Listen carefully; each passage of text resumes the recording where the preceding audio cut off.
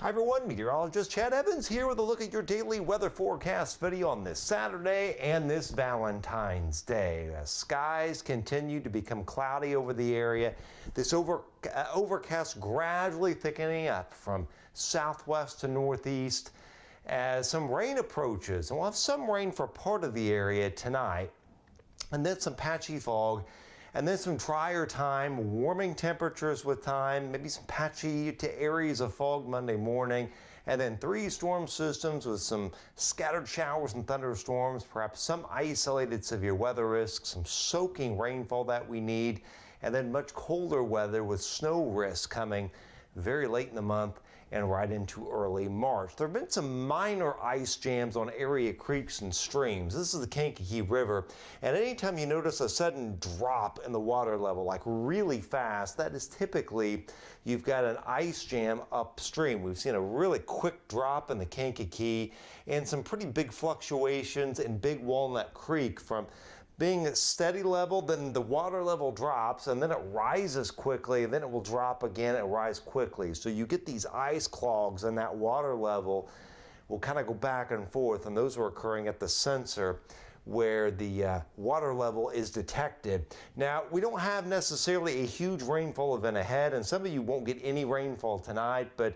a chunk of the area will as some of this rain comes in from the southwest. This is not reaching the ground. This is Virga, but way down here in central and south central Illinois, the rain is reaching the ground. So here's Rockville, Crawfordsville, Covington, Lafayette, and there's the leading edge of the rain southwest of Terre Haute, kind of moving to the northeast with temperatures that are running anywhere from generally 45 to 50 over the area, with the mid-level overcast and the very dim sun here at Dayton, and there's Fair Oaks with a little bit of blue sky showing up in the north. Now, there'll be a very sharp cutoff with the rainfall tonight. You'll watch it come in from the southwest, and once you get north of 18 or 24, the rain will just suddenly cut off, but you're going to go from zero rain to much more in the way of rain over a fairly sharp or fairly short distance. So the rainfall totals will vary from nothing here in the north, maybe a trace here closer to Highway or US 24 and near 18, and then you get a few hundredths, and then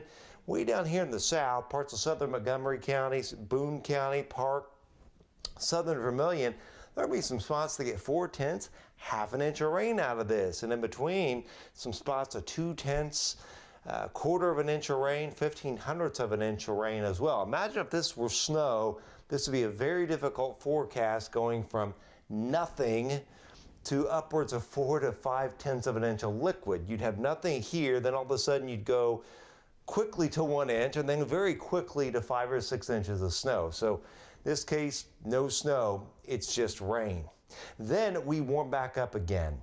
So with that warmth coming in, temperatures surging to near, if not record warm levels, especially mid to late week, and strong winds from the southwest. We'll get a few showers and thunderstorms initially, and then a few more with kind of a second system, and then finally we'll have a third system will come through. And this is all going to transpire between about February the 17th, 18th through about February the 25th. Really 3 systems of showers and thunderstorms will come through, and then much colder weather comes in, temperatures dropping well below normal. But a lot of rain, a good soaker for us, the heaviest staying south of our area, but a lot of the area is going to get about 2 inches of rain before all is said and done between roughly now and about the 25th of February. And I think at least one day we'll have marginal to maybe slight risk for severe weather. We can already see that again with the analog data, concentrated severe weather risk during this time period.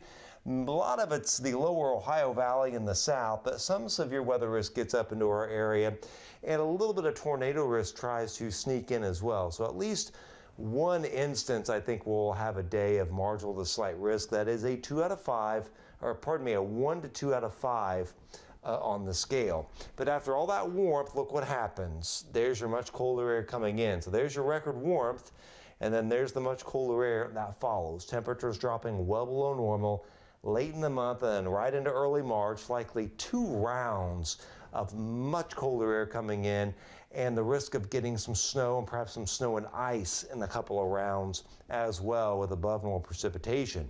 It is important to note that really from this upcoming week right through about March the 10th, precipitation is above normal. So we're going to make some gains in what's been really 6 months of below normal precipitation for the forecast area.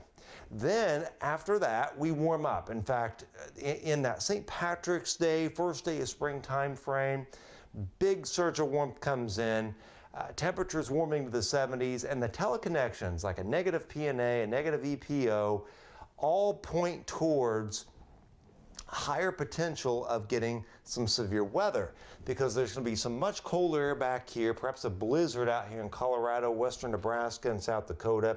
Much warmer air here with temperatures surging into the 70s, perhaps even 80s down here in Tennessee and the Carolinas and parts of Alabama and Georgia. And this would be the zone to watch right here for severe weather. There's a very specific group of teleconnections that I like to watch for early season severe weather risk. And when I put all those together, this does point out kind of a slight to enhanced risk scenario. We'll wait and see, but I like to do a lot of analog forecasting, and the analog data does show that signature of some severe weather risk closer to the first day of spring. And then it gets colder after that, another hard freeze, and we may have one last hurrah of snow after March 25th. But for this Valentine's Day, we're overcast through evening. Some rain starts to come in, again, especially the southern 2/3 of the area tonight as temperatures fall into the 40s, followed by a 55 tomorrow. Watch for some patchy fog tomorrow morning, though, and winds light out of the east-northeast. We'll get a little partial clearing tomorrow afternoon with highs generally at 52 to 57 forecast wide. All right, Monday, 60 for the high. Areas of fog during the morning, some of that dense, and then a lot of sunshine with a light south breeze. A really spring-like nice day with highs anywhere from low 50s at Rochester, upper 50s Flora, around 60 at Lafayette and Pine Village, low 60s down towards Cayuga, and upper 50s here at Kentland and Remington. 64 on Tuesday with a lot of wind. Winds may gust up to 45, 46 miles an hour at times in places on Wednesday. 69 degrees for the high temperature. Record warmth possible. 64 on Thursday.